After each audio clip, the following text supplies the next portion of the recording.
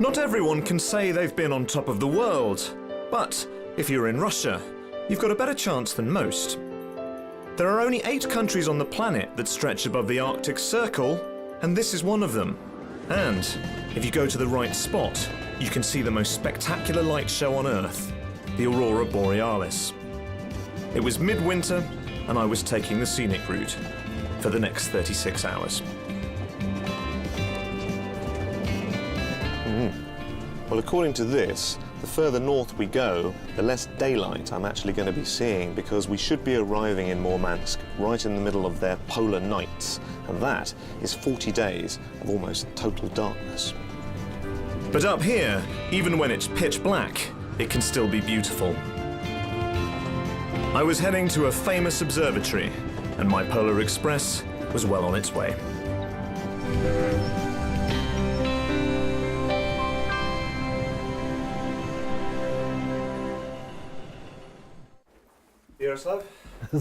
Hi, James.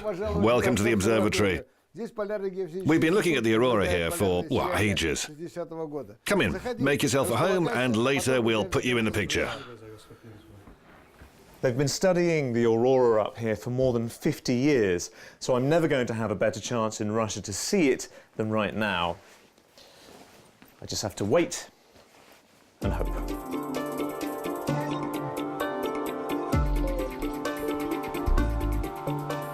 So James, let me show you where our engineers view the information from all the transducers in the observatory.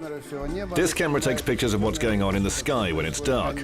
We also get information about magnetic pulses, about high-frequency variations in the magnetic field, and data on the geomagnetic field. All these phenomena are what's connected to the aurora.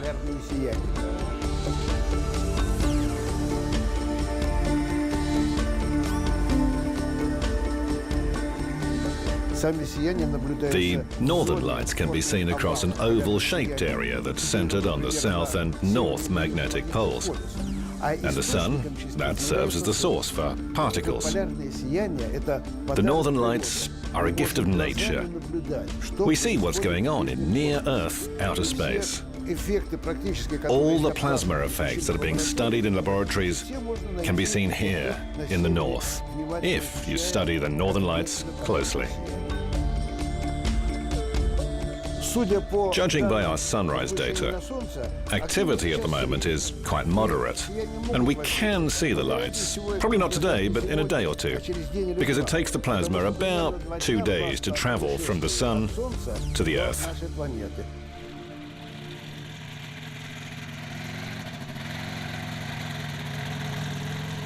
But those permanently dark days can be very long if you're not used to them.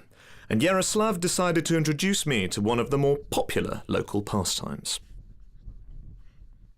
Now, we're not exactly surrounded by shops out here, so fresh food in the lab is in rather short supply. And Yaroslav here has invited me out to try a little night fishing. So we're going to see if we can get them biting under the stars.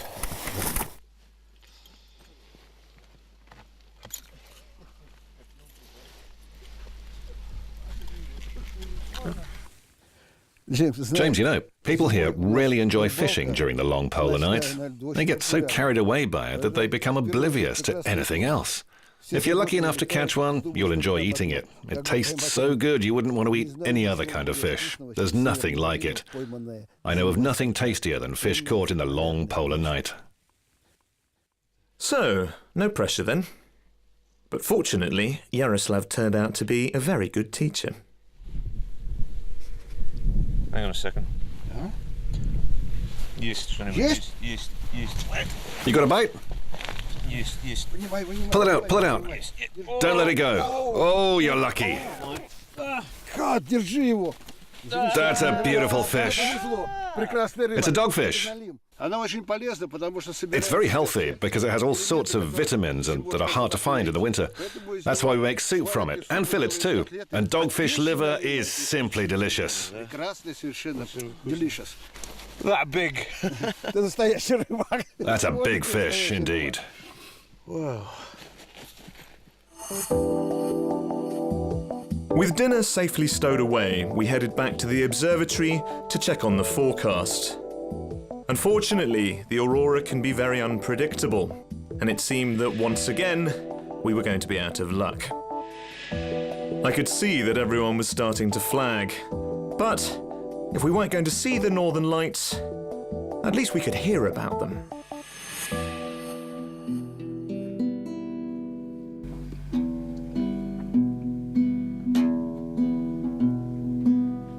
Go on. Show me how it's done.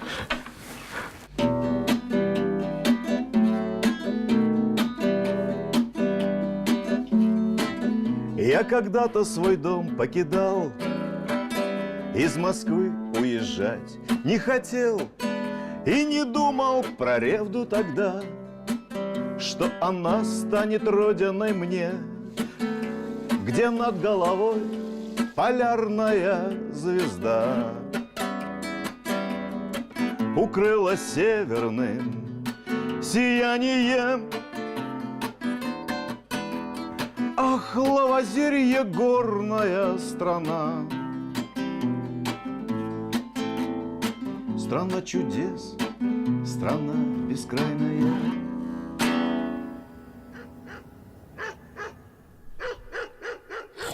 We ate, we sang, we studied, and everyone slept. Except me. I've never been awake more than 48 hours in my life, but up here, I just couldn't drop off. I'd put it down to excitement, but I was starting to feel seriously unwell, and by the time day 3 rolled around, I knew I was going to have to get some help.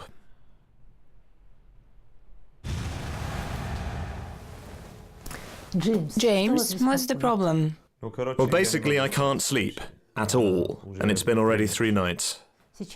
We'll carry out a few tests and we'll try to help you.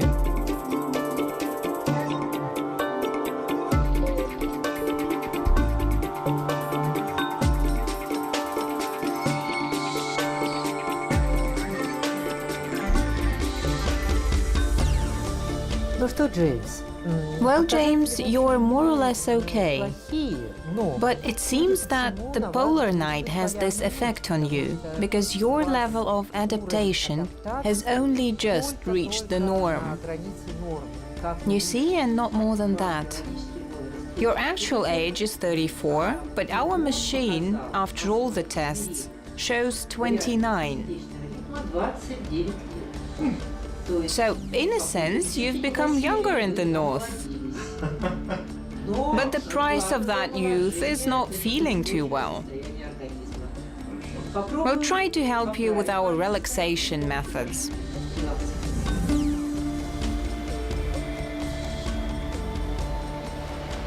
Very fetching, no doubt.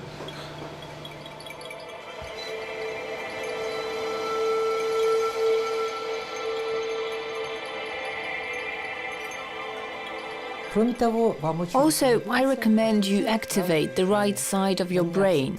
Paint, listen to music, dance, but also stick to a diet. Try to eat the food that northern people traditionally eat.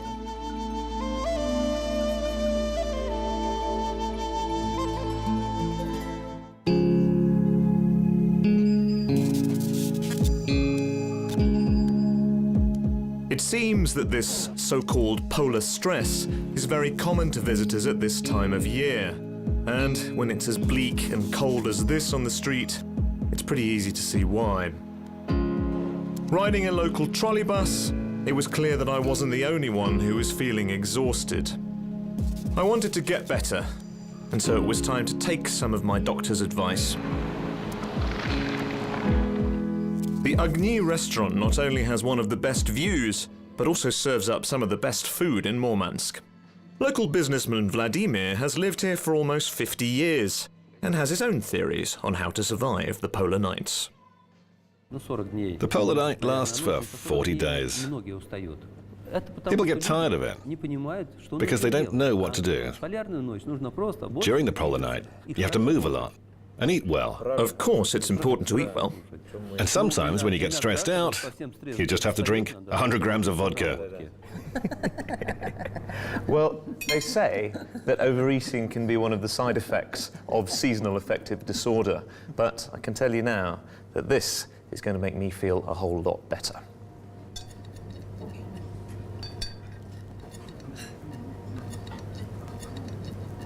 Here you can see cowberries, cranberries, cloudberries, and others.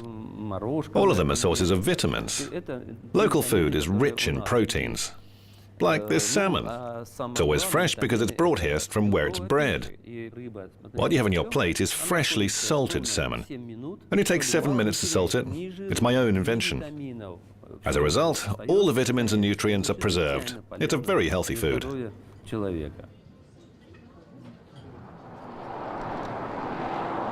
After I'd polished off several courses, Murmansk certainly seemed a whole lot brighter. Although admittedly it's had help from the powers that be, who've tried to add a little sparkle to the dark city centre. I've only been working here for a month. We've had 4 different designs: a polar night, an anchor, boats and fish in waves. Everyone loved it. What's more important, these are made with LEDs, so they last for a long time. They save energy and are less expensive, so we also save money. Maybe it was the good food, maybe it was the lights and the gigantic Christmas tree. But my depression of the last few days had turned into a strange euphoria.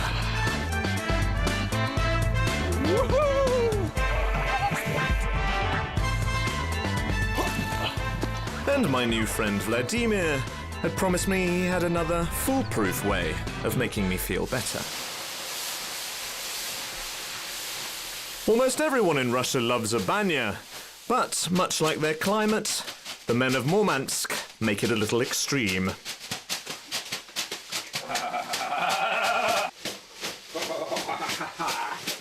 Here we go. Let's make the leaves a little hotter.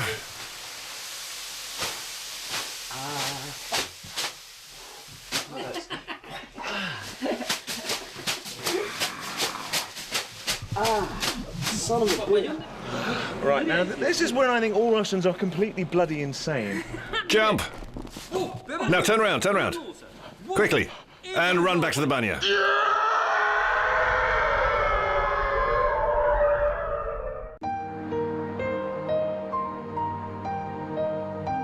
I was starting to get used to the 24-hour darkness up here in the far north. But I was just a tourist. More than 300,000 people live here year-round, and many have their own way of making the long winters a little more bearable.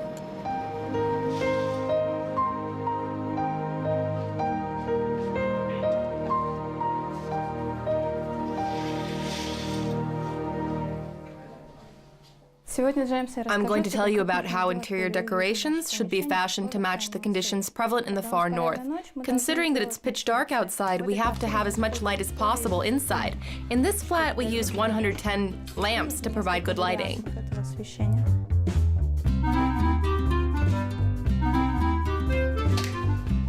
Magic. In this flat, we used bright colors. We have yellow because it's known to affect people in a good way and evoke positive emotions. We've also used purple because it's a color that's bright and makes us feel more optimistic. We have many flowers in this flat to create, even though they're artificial, well, the feeling of warmth and summer. Okay, done. And, much better, eh? Well, it might be dark outside, but at least we've brightened up the inside a bit. Whew. And if you're looking for really bright buildings, there's one that can be seen for miles around.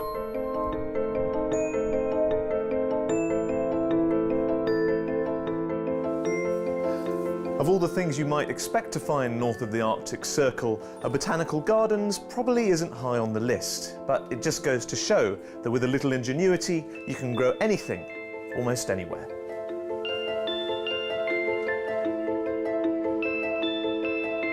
There are more than 1,000 tropical plants here from all over the world, and over the years the scientists and botanists have worked to adapt them to the Arctic conditions.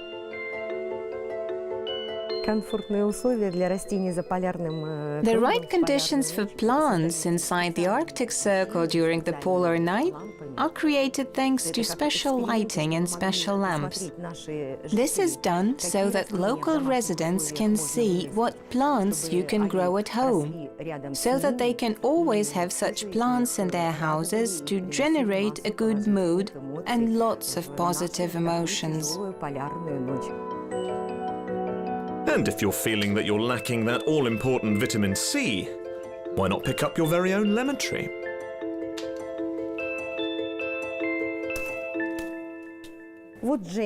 Here, James, try a real Pavlovsky lemon grown here in the north. My first ever Arctic lemon. All right.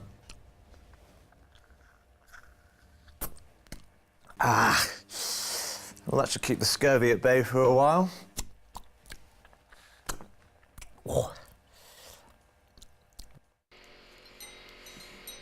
Murmansk was only founded in 1916, but there have been people living and surviving up here for thousands of years. And the Sami, Europe's northernmost indigenous tribe, have their own techniques for getting through the winter.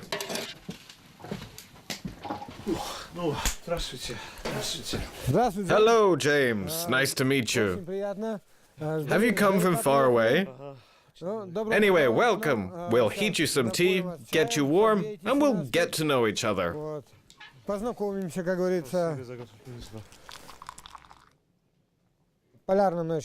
These winter nights are very harsh for us. We've only got 3.5 hours at our disposal. So, to begin with, we use that time to inspect our reindeer and count them. Aside from that, we also do some stitching. We make different things, like these little things made from bone used to untie knots. We also make bales. It's man's work, so we do many things with our hands. The Sami's tradition and their arts have long since moved beyond their villages, and for almost 40 years they've had their own higher educational institution dedicated to preserving the craft. The Northern National College has more than 100 students from across the region who've come to study and teach others about the Sami way of life. They work with traditional materials such as reindeer skin, wood, and bone. And as my doctor had advised that working the right-hand side of my brain would protect against any further polar stress, it seemed like a perfect place to get creative.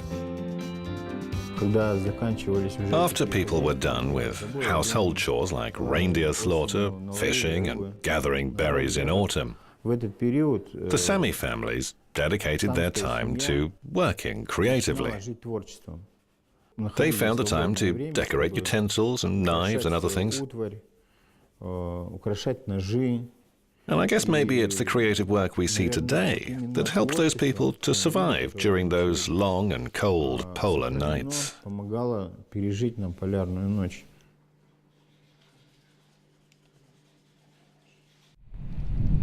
I'd just about managed to shake off my polar stress, and I'd seen how the local people deal with theirs. It was time to head back to the observatory. I'd had a call from Yaroslav, and the Aurora was coming. At around 2 a.m. we drove out, and I checked the prognosis with the lab's chief astronomer, Sergei.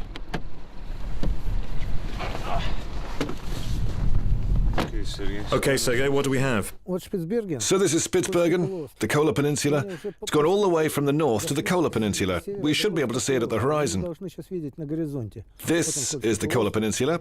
This is the southern boundary of the oval for polar lights. We can see everything on the map. Our forecast works. Everything's great.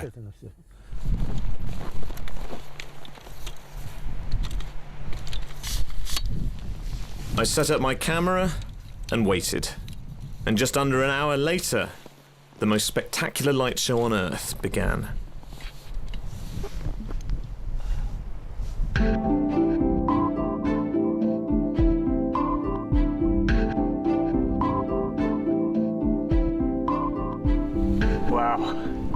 This is incredible. I can see why so many people say that this is one of the few things they want to see before they die. I'm at the top of the world, and I feel on top of the world right now. I know people see unusual things in the aurora, but for me, it seemed like a herd of different animals was almost moving across the sky. It was one of the most amazing things I'd ever seen, and I couldn't have been more grateful to Yaroslav, Sergei, and their colleague Valentin Zhiganov.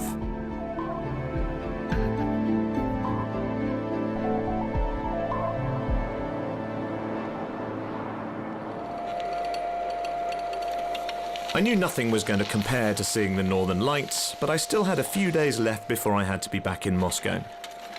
Time enough to take up Vladimir on another one of his offers. We have a few slopes here. One of them is set aside for training. This one is for beginners. It's 800 meters long. And there are also 3 slopes that are for skiers with very high skill levels. Skiing gives you adrenaline. You come here, you ski, and you forget about being tired and sleepy during the long polar night. Then you go to work, all happy and ready for another day. Assuming you don't break your leg, of course. I'd only been skiing a few times before, and certainly never at night. Still, he did say it was for beginners.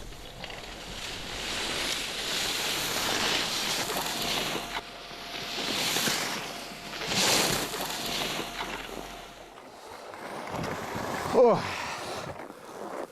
Whew. Well, Vladimir certainly wasn't wrong about the adrenaline rush. And not being exactly able to see where you're going certainly adds a bit of extra spice. It seems that come night or day, everyone up here loves their winter sports. And it's the theme for this year's Snow Village, one of the region's most popular tourist attractions.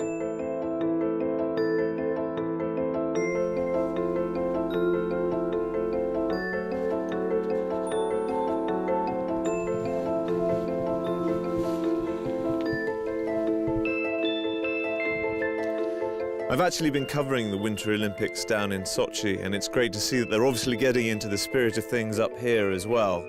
And quite frankly, if the people of the north can ski through a polar night, then bringing back a few gold medals should be no problem at all. The village is designed from scratch every year by a team of talented builders and artists, and each one has the chance to create something close to their heart.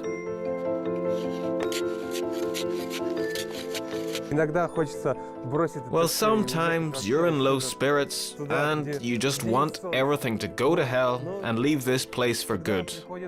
But then, as soon as you see the sun's rays again, for the first time, the depression goes away and you're filled with happy feelings. Once again, you want to live here, of all places. And once again, you become aware of your devotion to this place.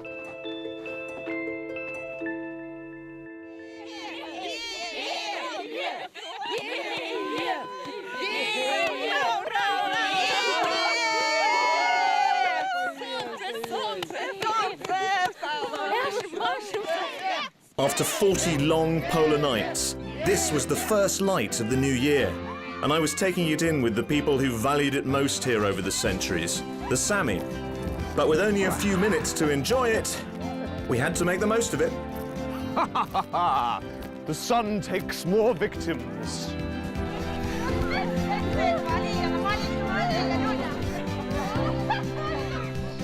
That's not all.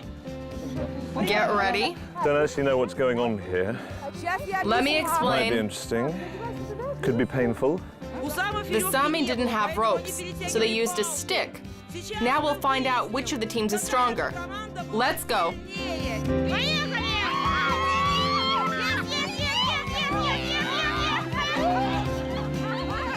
Friendship wins.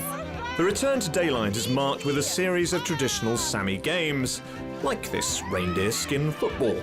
And when the tourists join in, things can get pretty competitive.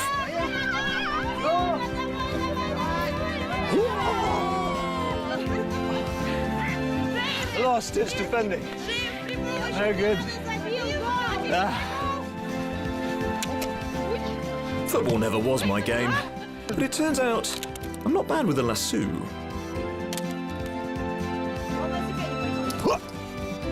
Yes. Yeah. Much better, much better.